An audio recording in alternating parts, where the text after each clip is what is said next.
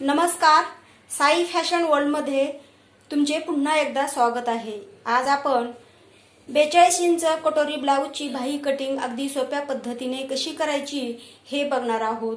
चला तर बघूया भाई कटिंग।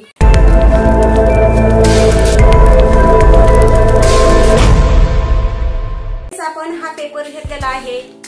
हा पेपर आपण दोन फोल्ड मध्ये ठेवून घेऊया। ही बंद बाजू आहे आणि ही ओपन बाजू आहे। तर आपण बंद बाजूच्या साइडने माप टाकून घेणार आहोत।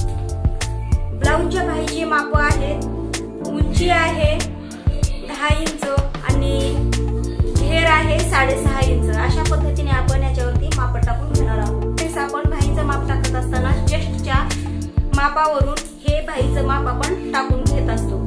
तर भाईचं माप टाकत असताना आपली टोटल चेस्ट आहे 42 इंच। 42 चा चौथा भाग आपला 10.5 इंच येतो। तर आपण इथे 10.5 इंचावरती मार्क करून घेणार आहोत। तर पहिल्यांदा आपण इथे 1 इंचावरती एक मार्क करणार आहोत, दुसरा 2 इंचावरती एक मार्क करून घेणार आहोत आणि चेस्टचा चौथा भाग आपला 10.5 इंच, त्यामध्ये शिलाई मार्जिन साठी 1 इंच ऍड करून आपल्याला इथे 11.5 इंचावरती एक मार्क करून घ्यायचा आहे। 11.5 इंचावरती इथे एक मार्क करून घेतल्यानंतर तिथून खाली आपल्याला 3 इंचावरती एक मार्क करून घ्यायचा आहे। 3 इंचावरती एक मार्क करून घेतल्यानंतर आतमध्ये आपण इथे 1.5 इंचावरती एक मार्क करून घेणार आहोत। इथे आपण 1.5 इंचावरती एक मार्क करून घेतलेला आहे। यानंतर आपली ब्लाउजची पूर्ण उंची आहे 10 इंच। तर 10 इंच मध्ये आपल्याला शिलाई मार्जिन साठी 1 इंच ऍड करायचा आहे। कुणी अर्धा इंच घेतं, कुणी 1 इंच घेतं। तर आपण इथे 1 इंच ऍड करून घेणार आहोत। तर आपण इथे 11 इंचावरती मार्क करणार आहोत।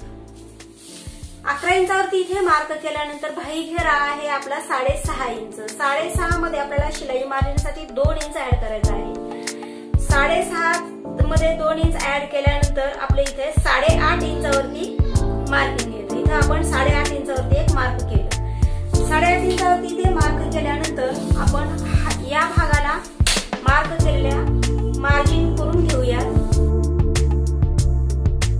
हे मार्जिन करून घेतल्यानंतर भाईला आपण आकार देऊन घेऊया।